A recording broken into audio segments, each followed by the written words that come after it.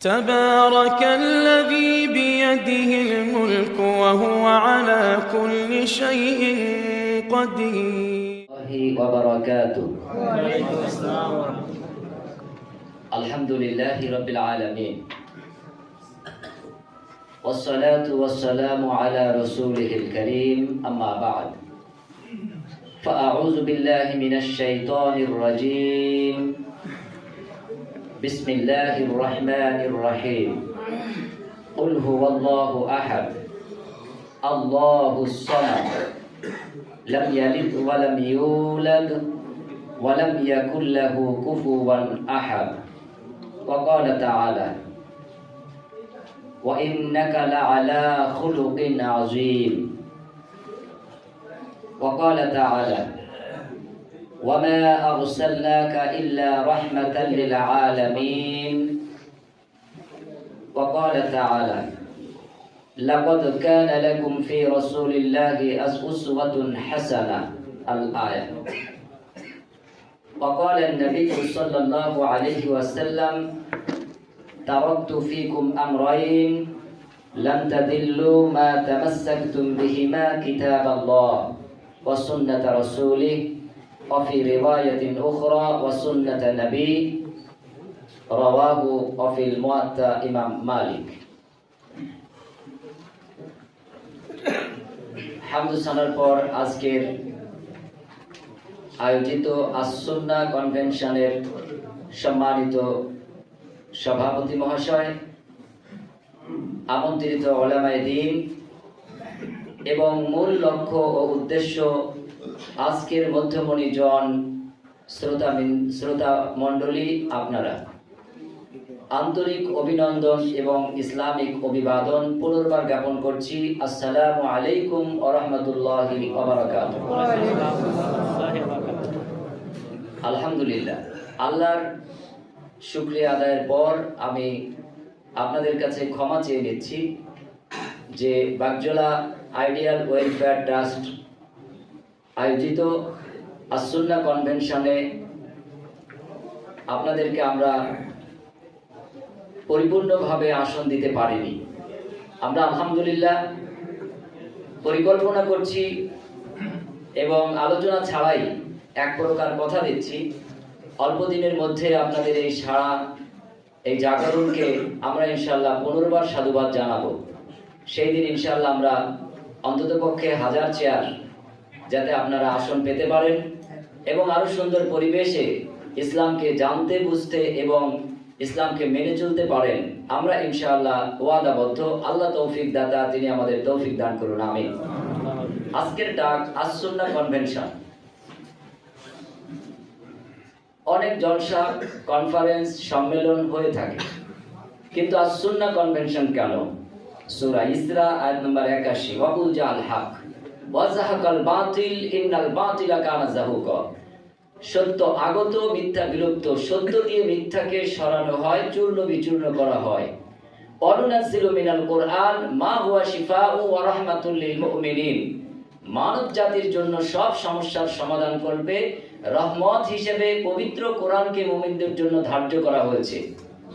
মহানবী মুহাম্মদ রাসূলুল্লাহ সাল্লাল্লাহু আলাইহি ওয়াসাল্লাম তাই বলেন, তারাকতু ফিকুম আমরাইন লান তাদিল্লু মা তামাসসাকতুম বিহিমা কিতাবাল্লাহ ওয়া সুন্নাত রাসূলি।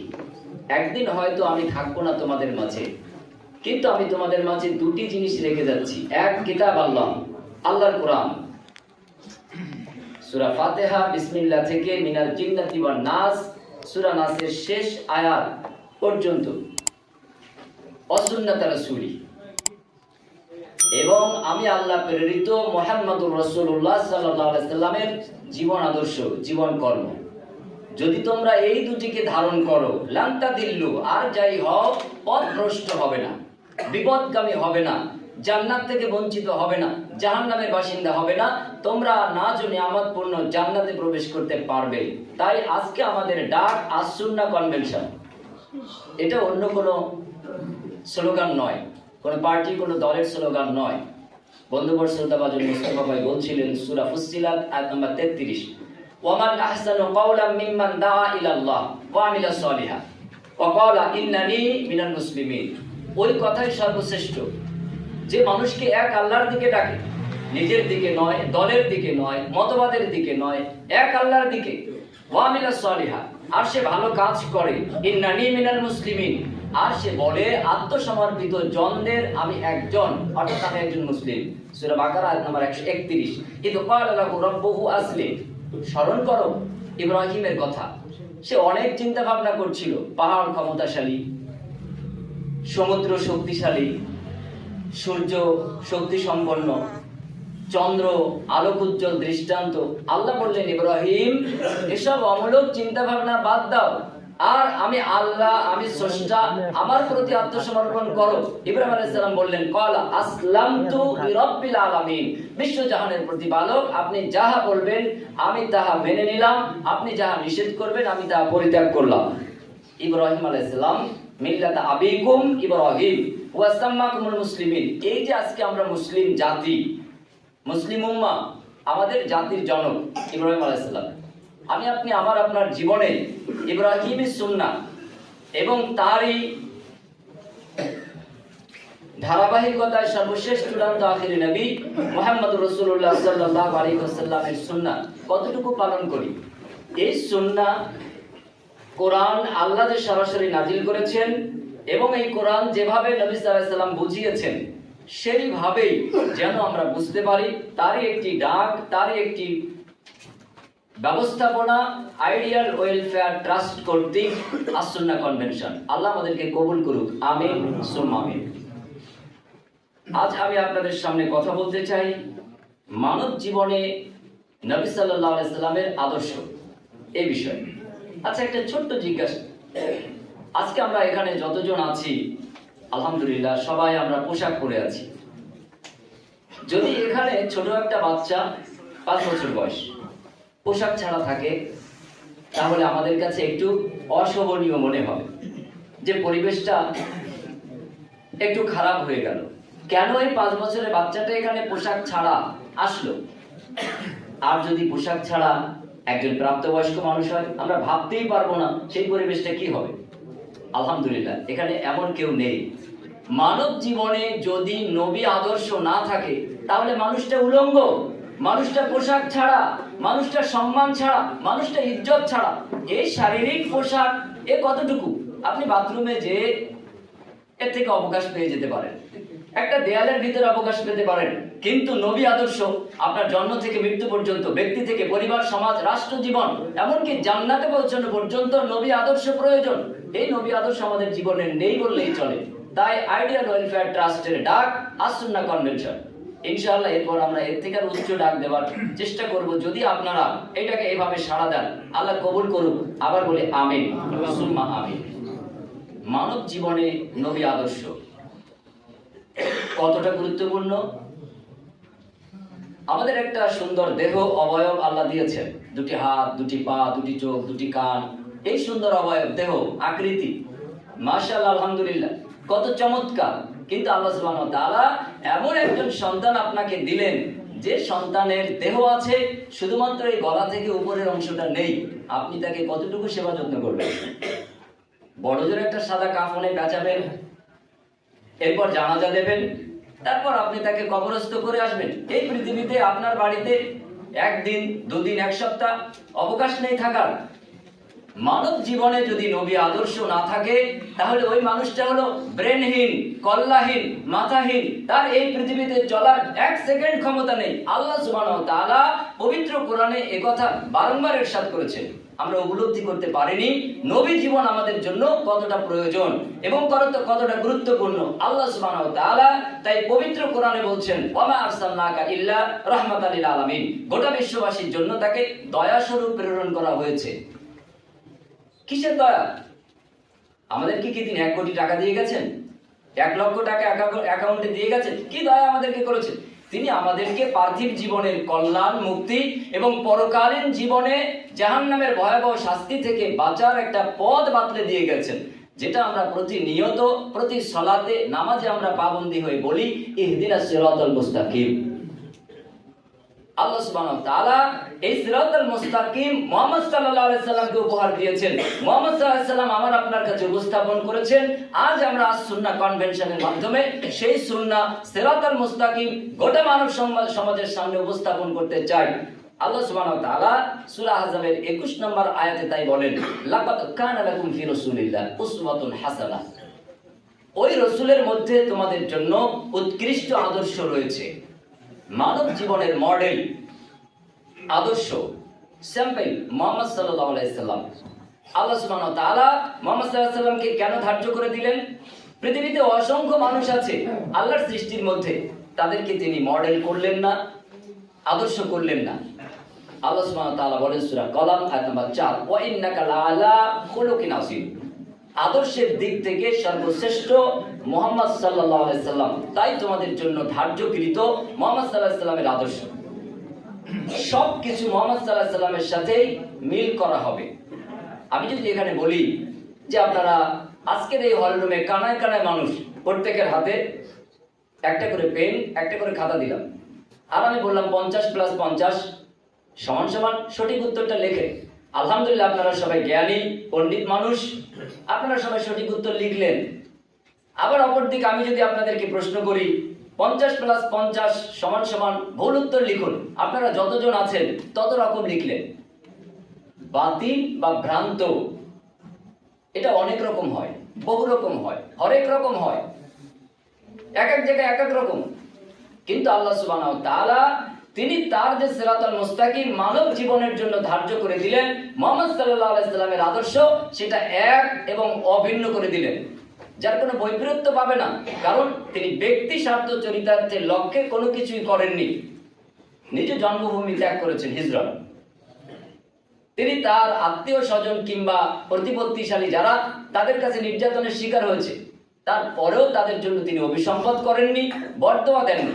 মুহাম্মদ রাসূলুল্লাহ সাল্লাল্লাহু আলাইহি সাল্লাম তিনি যে সিরাতাল মুস্তাকিম উপস্থাপন করেছেন, সেটা হাতের মাধ্যমে, পায়ের মাধ্যমে, অবয়ব দেহে আকৃতির মাধ্যমে, দাই ইলাল্লাহ দাওয়াতের মাধ্যমে এবং তার কর্মজীবনের যে শৈলী, নীতিমালা, নৈতিকতার মাধ্যমে। আমরা জানি মুহাম্মদ সাল্লাল্লাহু আলাইহি সাল্লাম নামাজের কথা বলেছেন, যাকাতের কথা বলেছেন, হজের কথা বলেছেন, ইত্যাদি ইত্যাদি, সিয়ামের কথা বলেছেন। কিন্তু আমরা কখনোই জানি না বা জানার চেষ্টা করিনি এটা মৌলিক ইসলাম, পরিপূর্ণ ইসলাম নয়। এটি মৌলিক ইসলাম, তবে পরিপূর্ণ ইসলাম এতটুকুই নয়। এটা হলো ইসলামের 5টি স্তম্ভ: শাহাদা, কালেমা অর্থাৎ তাওহীদ, সালাত নামাজ, প্রেয়ার প্রার্থনা, সূচি রুটিন, সিয়াম, যাকাত, হজ। 5টি হলো স্তম্ভ, 5টি খুঁটি। আপনি কি বলতে পারবেন আমি যদি বাঁশের 5টা খুঁটি এনে আজকে এই ঘরটা, এই হলরুমটা দাঁড় করিয়ে দেই, এই ছাদটাকে রাখতে পারবে? এই ভিত ফাউন্ডেশনটাকে দাঁড় করিয়ে রাখতে পারবে? ক্ষমতা নেই। ইসলাম কি কেবলমাত্র এই 5টা খুঁটির উপরেই প্রতিষ্ঠিত? এই খুঁটিগুলি কিসের উপরে প্রতিষ্ঠিত? এই খুঁটি হলো ইলমের উপরে, বিদ্যার উপরে, এডুকেশনের উপরে, শিক্ষার উপরে প্রতিষ্ঠিত। আর সেই শিক্ষার মূল ভিত সেটা হলো তাওহীদ, একত্ববাদ। বলো আল্লাহু আহাদ, আল্লাহ এক, তিনি অদ্বিতীয়। আল্লাহুস সামাদ, তিনি চিরঞ্জীব, অমুখাপেক্ষী। লাম ইয়ালিদ ওয়া লাম ইউলাদ, তিনি কাউকে জন্ম দেননি, কারো থেকে জন্মগ্রহণ করেননি, এসব থেকে তিনি পাক ও পুত। ওয়ালাম ইয়াকুল্লাহু কুফুয়ান আহাদ, তার সমতুল্য সমকক্ষ কেউ বা কিচ্ছু নেই। আল্লাহ সুবহানাহু ওয়া তাআলার পরিচয়, এটা তাওহীদ, এটা একত্ববাদ। এর উপরে আপনি যে অর্জন করবেন, আপনি ইসলামের 5টা স্তম্ভ খুঁটিকে আপনি দাঁড় করাবেন। যদি আপনি তখন দাঁড় করাতে পারেন, এর একটা ছাদ দিতে পারবেন, তার তলদেশে আপনি ছায়া লাভ করবেন। এই ঘরটার সৌন্দর্য মণ্ডিত করবার জন্য জানালা প্রয়োজন হবে, দরজা প্রয়োজন হবে, আরো অনেক কিছু প্রয়োজন হবে। ইসলাম তেমনই একটা সৌন্দর্য মণ্ডিত পরিপূর্ণ জীবন ব্যবস্থা, যা আল্লাহ সুবহানাহু ওয়া তাআলা সূরা আলী ইমরানের 19 নম্বর আয়াতে ইরশাদ করেছেন, ইন্নাদ দীনা ইনদাল্লাহিল ইসলাম। আমি আল্লাহর কাছে পছন্দসই মানব জাতি ও জিন জাতির জন্য জীবন ব্যবস্থা এক, সেটা হলো ইসলাম। ইসলাম আল্লাহ নবী সাল্লাল্লাহু আলাইহি সাল্লাম যেভাবে আমাদের সামনে দিয়েছেন, এই হাজার হাজার কিলোমিটার দূরে একটু লম্বা হয়ে গেছে অথবা একটু খাটো হয়ে গেছে, আমি কারোর ভুল ধরছি না। আপনারা জানেন আমি গঠনমূলক কথা বলার চেষ্টা করি, ইনশাআল্লাহ আমার কথা আপনি আঘাত পাবেন না, এই প্রশিক্ষণ আমাদের আছে আলহামদুলিল্লাহ। দায়ী আল্লাহ হিসেবে, আল্লাহর দাস গোলাম হিসেবে আমি আপনার একজন দিনী ভাই, অন্য কোনো পরিচয়, অন্য কোনো পরিচিতি, অন্য কোনো দাবি নিয়ে আপনার সামনে দাঁড়াইনি। আমি আপনাকে ইসলাম বোঝাতে চাই, অন্য কিছু নয়। ইসলাম কোথায় একটু দেখি।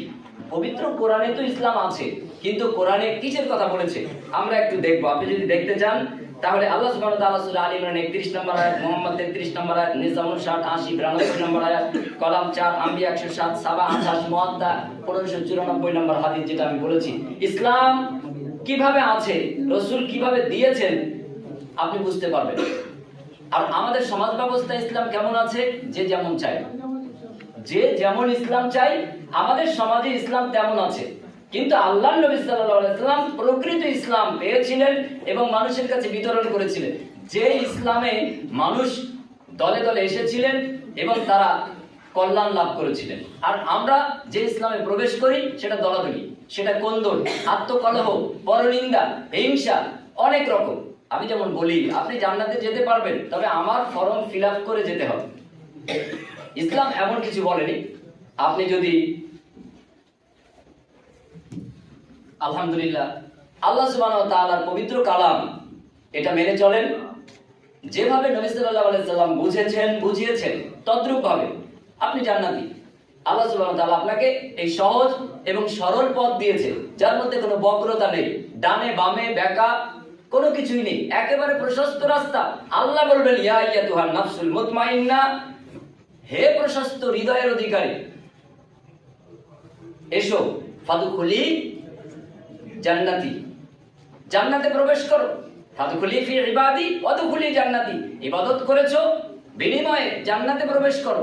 আল্লাহ সুবহানাহু ওয়া তাআলা প্রশস্ত হৃদয়ের তাদেরকে ডাকবেন। সংকীর্ণ মনা কেউ জান্নাতে যেতে পারবে না, মনে রাখবেন সংকীর্ণ মন প্রতিহিংসারই একটা রূপ। নবী মুহাম্মদ সাল্লাল্লাহু আলাইহি সাল্লাম কেমন মানুষ ছিলেন, আল্লাহ নবী সাল্লাল্লাহু আলাইহি সাল্লাম থেকে আবু হুরায়রা রাদিয়াল্লাহু আনহু তিনি বর্ণনা করেছেন, আল্লাহ নবী বলছেন আমি মহৎ গুণাবলীর পূর্ণতা দিতে প্রেরিত হয়েছি। মহৎ গুণাবলী, শুধু নামাজ, শুধু রোজা, শুধু হজ, শুধু যাকাত, শুধু কালেমা। আল্লাহ নবী সাল্লাল্লাহু আলাইহি সাল্লাম বলছেন আমি মহৎ গুণাবলীর পরিপূর্ণতা দিতে আল্লাহর পক্ষ থেকে নাজিল হয়েছি, প্রেরিত হয়েছি, এসেছি। নবী মুহাম্মদ সাল্লাল্লাহু আলাইহি সাল্লাম এই কথা বলে সাহাবীদেরকে কি বুঝিয়েছেন? আল্লাহ নবী সাল্লাল্লাহু আলাইহি সাল্লাম বলেন তোমাকে যদি কেউ জুলুম করে তুমি তাকে ক্ষমা করো, আর তোমাকে যদি কেউ বঞ্চিত করে তাহলে তুমি তাকে বেশি করে দাও, প্রদান করো। ইসলাম, যদি তোমাকে কেউ জুলুম করে তুমি তাকে ক্ষমা করো, যদি তোমাকে কেউ বঞ্চিত করে কিছু না দেয় তুমি তাকে বেশি দাও, তুমি তাকে বঞ্চিত করো না। আর আমাদের ধারণা কি? সম্পূর্ণ বিপরীত। ইসলাম যে সরল রেখা, সহজ পথ, সিরাতাল মুস্তাকিম, সেটা জুলুমের বাইরে, অত্যাচারের বাইরে। অপরদিকে আল্লাহ সুবহানাহু ওয়া তাআলা মানুষের জন্য জুলুম মুক্ত একটা সমাজ ব্যবস্থা দিয়েছেন, অত্যাচার মুক্ত একটা সমাজ ব্যবস্থা দিয়েছেন, যা নবী জীবনের মূল এবং মৌলিক বিষয় ছিল। নবী সাল্লাল্লাহু আলাইহি সাল্লাম নামাজি ছিলেন, রোজাদার ছিলেন, হাজী ছিলেন। তিনি অবশ্যই ইবাদতগুলি করেছেন, কিন্তু জীবনে একবার হজ করেছেন। দৈনিক 24 ঘন্টায় তিনি 5 ওয়াক্ত সালাত আদায় করতেন। তিনি বছরের মাঝে 1 মাস সিয়াম সাধনা করতেন। সাধ্য হলে তিনি যাকাত প্রদান করেছেন, আলহামদুলিল্লাহ। কিন্তু তিনি তার জন্ম থেকে মৃত্যুর পূর্ব মুহূর্ত পর্যন্ত তিনি ছিলেন অত্যাচার মুক্ত, জুলুম মুক্ত। তিনি ছিলেন সকলের প্রতি ভালোবাসাকারী, দরদ প্রদানকারী, রহমতকারী। আল্লাহ নবী সাল্লাল্লাহু আলাইহি সাল্লাম বলেছেন এটা হলো সেই সিরাতাল মুস্তাকিম, ইসলামের সরল রেখা। এ পথ ধরলে তোমরা সোজা জান্নাতে পৌঁছে যাবে, কোনো ফরম প্রয়োজন হবে না। পবিত্র কোরআন এই জান্নাতে যাওয়ার পথেও আল্লাহ সুবহানাহু ওয়া তাআলার হাবিব বারংবার বলেছেন। দলিল আপনার সাথে পেশ করবে ইনশাআল্লাহ। 2, সততার মূর্ত প্রতীক মুহাম্মদ সাল্লাল্লাহু আলাইহি সাল্লাম, তিনি সত্যের আলো জ্বালিয়েছেন। কি সেই সত্যের আলো? আল্লাহ সুবহানাহু ওয়া তাআলা মানব জাতির জন্য এই যে আলো প্রদান করেছেন, সেই আলো ছিল হেদায়েতের আলো, প্রকৃত আলো, ইলেকট্রিক আলো, বাল্ব নয়। যে আলো ইলেকট্রিক চলে গেলে এখন নেবে, এটা অন্ধকার নেমে আসবে। মুহাম্মদ সাল্লাল্লাহু আলাইহি সাল্লাম তিনি ছিলেন সততার মূর্ত প্রতীক, এবং তিনি যে আলো প্রজ্বলন করেছিলেন তা মানব জাতির হেদায়েত, দিলের ভিতরে, কলিজার ভিতরে যে মনুষ্যত্ব আছে এটাকে তিনি আলোকিত করেছিলেন। সেই আলো কিভাবে? 5টি জিনিসের উপরে এই আলো প্রতিষ্ঠিত। পবিত্র কোরআনের 27টি আয়াত রয়েছে এ ব্যাপারে স্পষ্টভাবে। আল্লাহ সুবহানাহু ওয়া তাআলা তা বলেছেন। 1 নম্বর খাদ্য, 2 বস্ত্র, 3 বাসস্থান, 4 শিক্ষা, 5 স্বাস্থ্য। এটা যে ব্যক্তি নিজে গ্রহণ করবে, প্রাপ্তি হবে, মেনে নেবে, অপরকে প্রদান করবে, সে ইসলামের সরল রেখার উপরে দাঁড়িয়ে আছে। হ্যাঁ, তার সলাতে কিছু ঘাটতি আছে, কিছু ভুল ত্রুটি আছে, সিয়ামে কিছু কমতি বাড়তি আছে। আল্লাহ সুবহানাহু ওয়া তাআলা বলেছেন, আমি রহিম, আমি রহমান, আমি গফুর, আমি গফফার, আমার ক্ষমা তোমার পাপের থেকে বড়। ওয়াসারিউ ইলা মাগফিরাতিন মির রাব্বিকুম ওয়া জান্নাতিন আরদুহাস সামাওয়াতু ওয়াল আরদ। তোমরা প্রতিযোগিতা করে এসো ক্ষমার দিকে, তওবার দিকে। জান্নাত আসমান এবং জমিন পরিব্যাপ্ত বা এর থেকেও প্রসিদ্ধ, এর থেকে প্রশস্ত। অতএব তোমাদেরকে আমি আল্লাহ সুবহানাহু ওয়া তাআলা ক্ষমা, তওবা, সরল রেখার দিকে ডাকছি। যে রাস্তার সামনে রয়েছে জান্নাত, তোমার জন্য সেই জান্নাতের পরিব্যাপ্তি জমিন থেকে আসমান এর থেকেও প্রশস্ত। আমি কোন দিকে ছুটছি? আমি কি খাদ্য পেয়ে খুশি? অবশ্যই আমি খুশি, কারণ আমার পেটটা ভরেছে। কিন্তু আমার প্রতিবেশী না খেয়ে আছে, আমি খুব আনন্দিত, কারণ ওর সাথে আমার দ্বন্দ্ব আছে। আল্লাহ সুবহানাহু ওয়া তাআলা তার নবীকে দিয়ে জানিয়েছেন এই ব্যক্তি ইসলামের সরল রেখার সম্পূর্ণ বিপরীত, সম্পূর্ণ বাহিরে। অতএব আপনি যেমন খাদ্য খেয়ে খুশি, পেয়ে খুশি, সকলকে খাদ্যের অধিকার দিতে হবে। আপনি যেমন পোশাক পরে খুশি, সন্তুষ্ট, সকলকে বস্ত্রের অধিকার দিতে হবে। আপনি যেমন স্বাস্থ্য পরিষেবা পেয়ে সন্তুষ্ট, সকলকে স্বাস্থ্য পরিষেবা দিতে হবে। আপনি যেমন শিক্ষা পেয়ে খুশি, অর্জন করে খুশি, সকলকে শিক্ষার অধিকার দিতে হবে। আপনি যেমন ঘর বাড়ি পেয়ে খুশি, সকলকে বাসস্থানের অধিকার দিতে হবে। পবিত্র কোরআনের 27টি আয়াতে আল্লাহ সুবহানাহু ওয়া তাআলা এই 5টি অধিকারের কথা বলেছেন। আজকে যেসব সনদ, চুক্তি, রাষ্ট্রের সংবিধান, এগুলি কয়েকশো বছর আগে, কয়েকদিন আগে, কয়েক মাস আগে। কিন্তু আল্লাহ সুবহানাহু ওয়া তাআলা আদম আলাইহিস সালাতু ওয়াস সালামের উপরে যে সংবিধান, আল্লাহর কালাম দিয়েছিলেন, বিধান দিয়েছিলেন, সেখানেও এই মৌলিক 5টি প্রাপ্তির কথা ছিল। 1 খাদ্য, বস্ত্র, বাসস্থান, শিক্ষা, স্বাস্থ্য।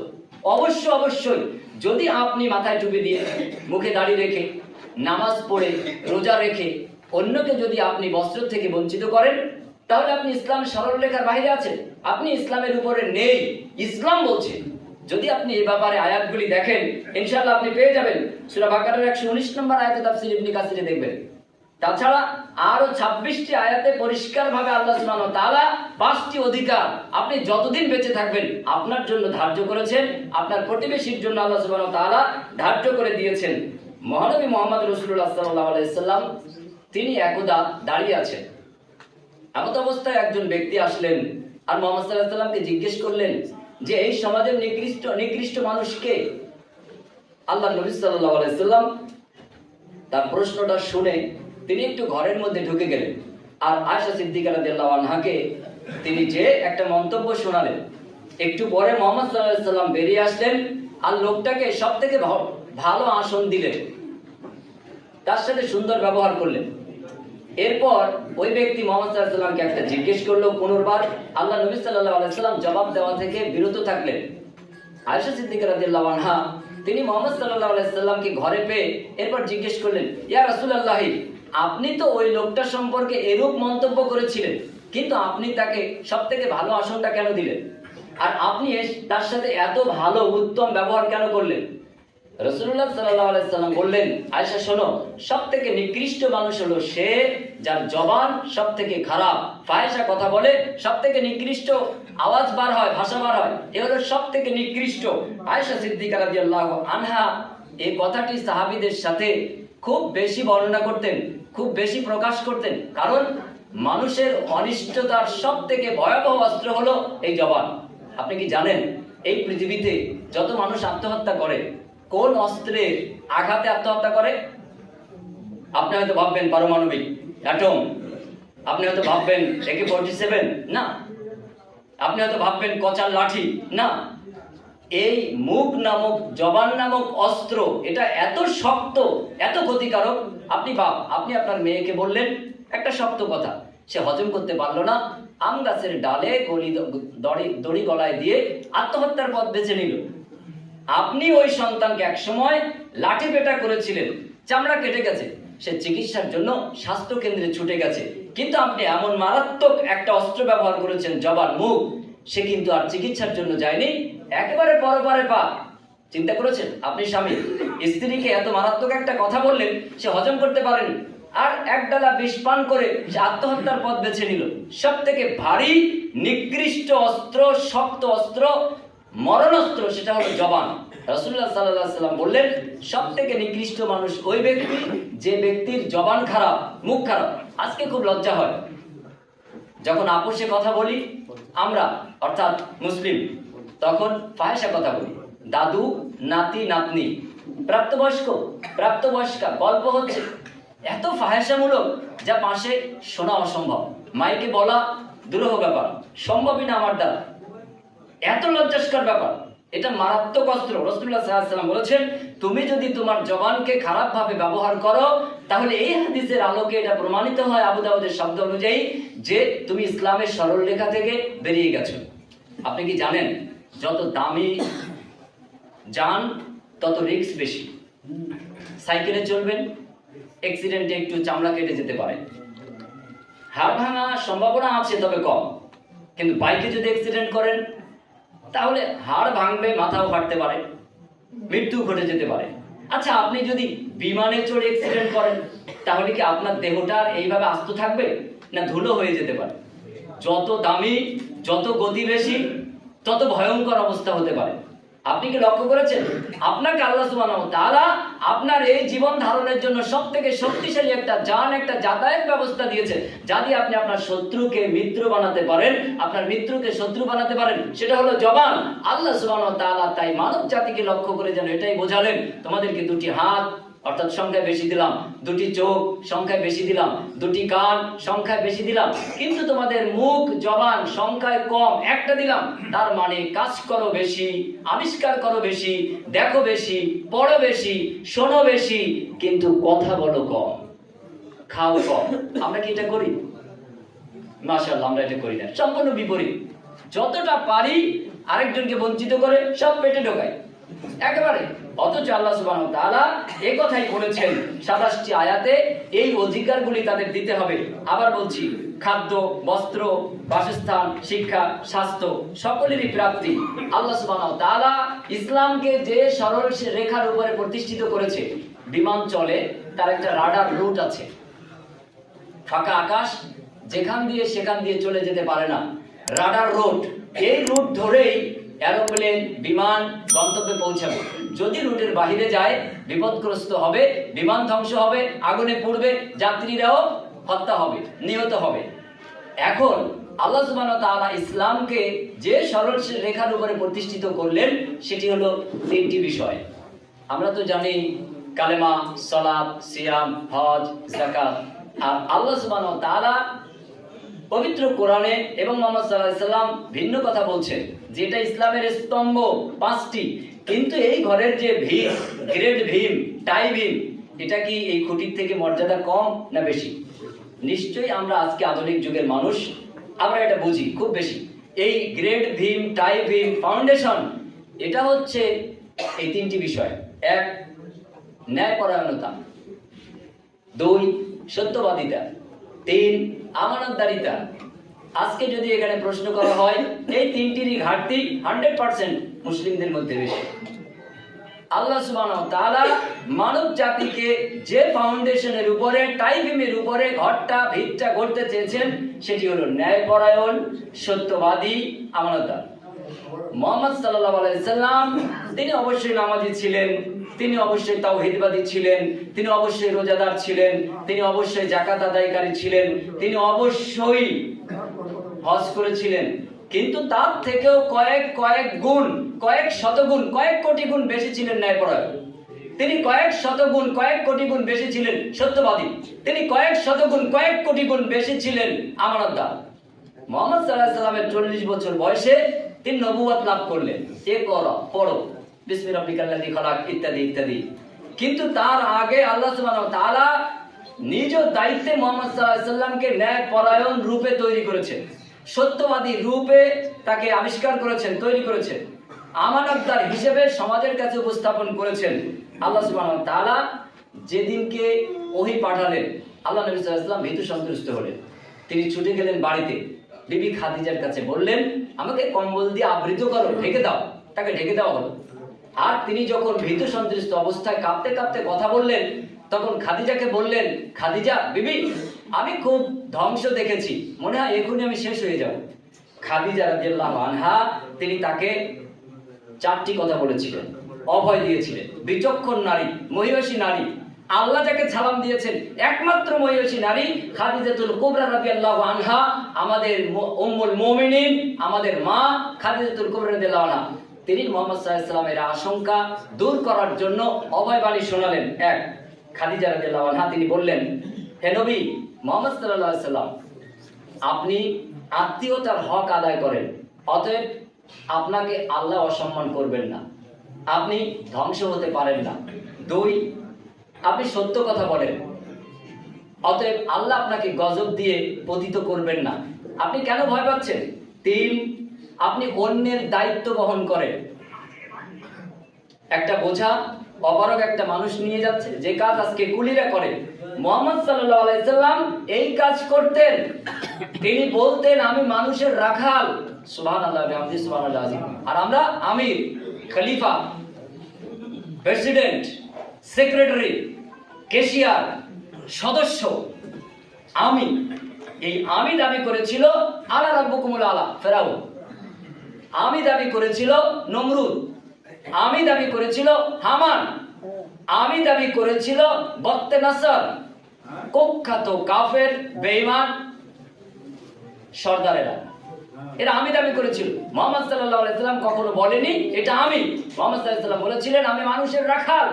আর এই রাখালিতে যাতে ত্রুটি না হয় তার জন্য আল্লাহ সুবহানাহু ওয়া তাআলা আমাকে প্রায় 15 থেকে 19 বছর সাগর চড়িয়েছেন, ভেড়া চড়ানোর অভ্যাস করেছেন।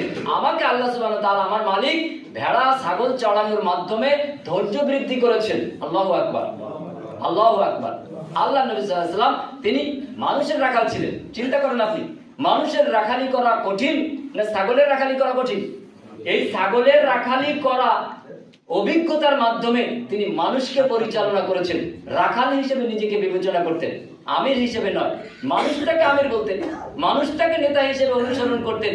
আল্লাহ সুবহানাহু ওয়া তাআলা ধার্য করে দিয়েছেন, কিন্তু তিনি কখনো বলতেন না, কারণ তার মধ্যে 3টি ফাউন্ডেশনের মূল কারিকুলাম ছিল। 1, ন্যায়পরায়ণ; 2, সত্যবাদী; 3, আমানতদার।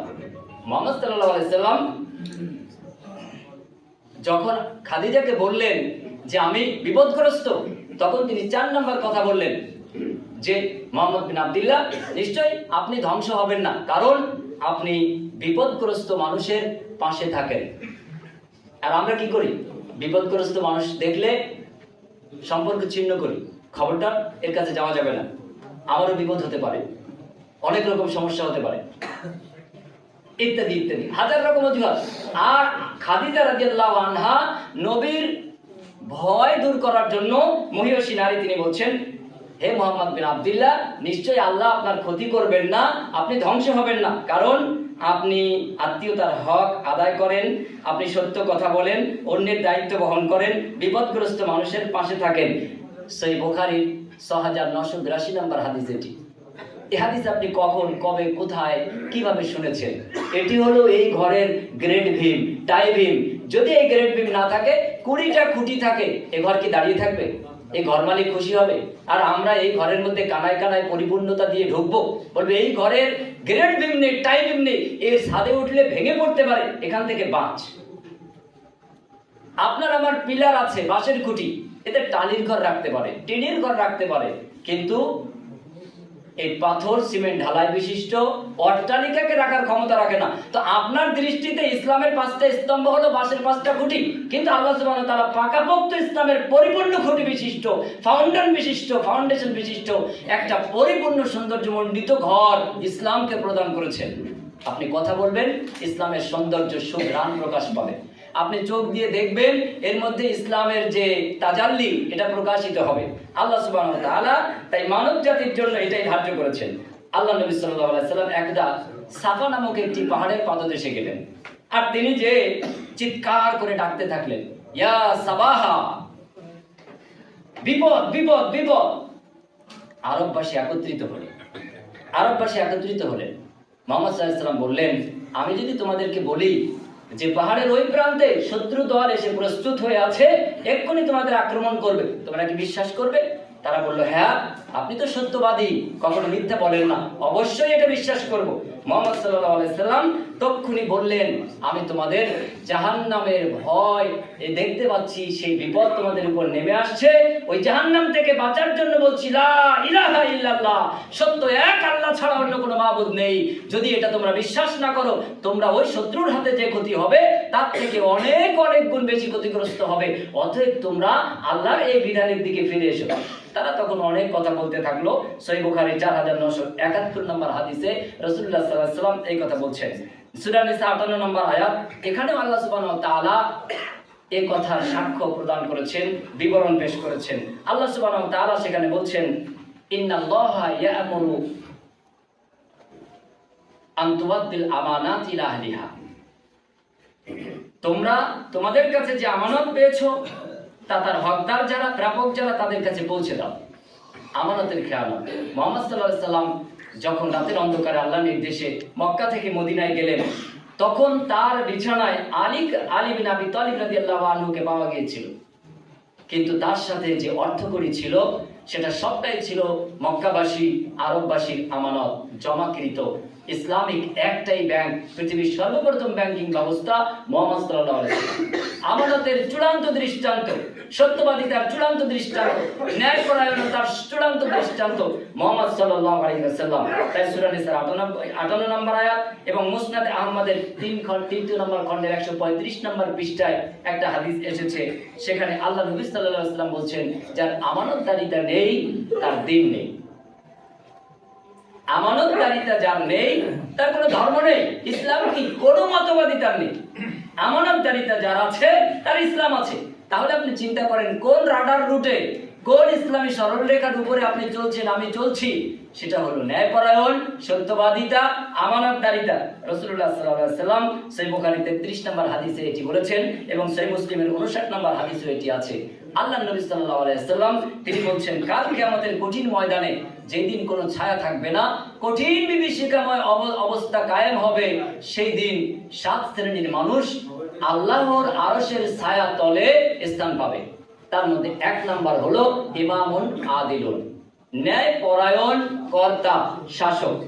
ন্যায়পরায়ণ শাসক, ন্যায়পরায়ণ বাড়ির কর্তা, ন্যায়পরায়ণ সমাজের কর্তা, ন্যায়পরায়ণ রাষ্ট্রের কর্তা, ন্যায়পরায়ণ দেশের নেতা, বাদশা, সম্রাট ইত্যাদি। আল্লাহ নবী সাল্লাল্লাহু আলাইহি ওয়াসাল্লাম এই কথা সহিহ বুখারী 1423 নম্বর হাদিস, মুসলিমের 1031 নম্বর হাদিস, তিরমিজির 2391 নম্বর হাদিস, নাসাইর 5380 নম্বর হাদিস এবং মুয়াত্তা ইমাম মালিকের 1737 নম্বর হাদিসে পাবেন।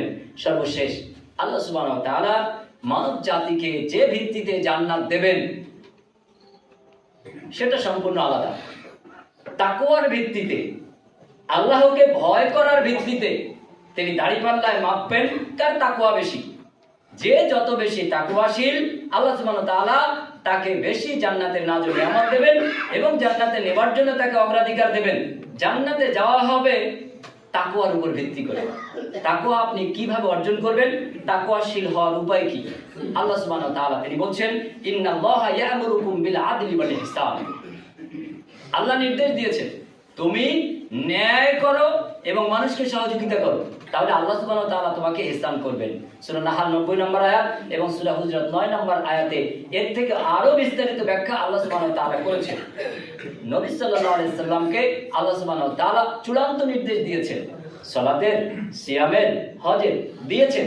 তবে তার থেকেও চূড়ান্ত নির্দেশ দিয়েছেন সূরা মায়দা 8 নম্বর আয়াতে, ন্যায় সাক্ষ্য দেবে, কোন সম্প্রদায়ের উপর বিরক্ত হবে না এবং তাদেরকে কোনো প্ররোচনা দেবে না, আর সকলের প্রতি তুমি সদয় হবে, সুবিচার করবে। কোথায় আমাদের এই 3টি বৈশিষ্ট্য? আল্লাহ নবী সাল্লাল্লাহু আলাইহি ওয়াসাল্লাম তিনি সাহাবীদেরকে বলছেন, আল্লাহ সুবহানাহু ওয়া তাআলা 3টি জিনিস পছন্দ করেন তোমাদের, আর 3টি জিনিস অপছন্দ করেন। 1, আল্লাহ যেটা পছন্দ করেন, 1 নম্বরে আল্লাহর ইবাদত করা, তার সাথে কাউকে শরীক না করা। 2, আল্লাহর জন্য ঐক্যবদ্ধ থাকা, বিভেদ তৈরি না করা। 3, দায়িত্বশীল গণের অধীনস্থ যারা, দায়িত্বশীলদের অধীনস্থ যারা, তাদের কল্যাণ করা, তাদের ক্ষতি না করা। আর যে তিনটি জিনিস তোমাদের আল্লাহ অপছন্দ করে সেটি হলো অনর্থক কথা বলা, সম্পদ অপব্যয় করা, আর মানুষের কাছে বেশি বেশি চাওয়া। এই তিনটি জিনিস আল্লাহ তোমাদের অপছন্দ করেন। আর পূর্বে যে তিনটি কথা বলা হলো হাদিস থেকে, এই তিনটি জিনিস আল্লাহ পছন্দ করেন। এটি সহিহ মুসলিমের 1715 নম্বর হাদিসে রাসূলুল্লাহ সাল্লাল্লাহু আলাইহি ওয়াসাল্লাম ব্যক্ত করেছেন। আর আল্লাহ নবী সাল্লাল্লাহু আলাইহি ওয়াসাল্লাম তিনি মানুষের সামনে এভাবেই উপস্থাপন হয়েছেন। আর সরল রেখা ইসলামের পথ, সরল এবং সহজ, এভাবেই তিনি বিশ্ববাসীর কাছে উপস্থাপন করেছেন। তাই আল্লাহ সুবহানাহু ওয়া তাআলা তার জন্য বলছেন, লাকাদ কানা লাকুম ফি রাসূলিল্লাহি উসওয়াতুন হাসানা। ওই ন্যায়পরায়ণ, সত্যবাদী, আমানতদার মৌলিক বিষয়গুলি তোমাদের সামনে উপস্থাপন করা এবং আমলকারী, এই সহজ এবং সরল পথ উপস্থাপনকারীকেই তোমাদের জন্য উত্তম আদর্শ, মডেল, স্যাম্পল হিসেবে পেশ করা হয়েছে। ওয়া আখিরু দাওয়ানা আলহামদুলিল্লাহি রাব্বিল আলামিন।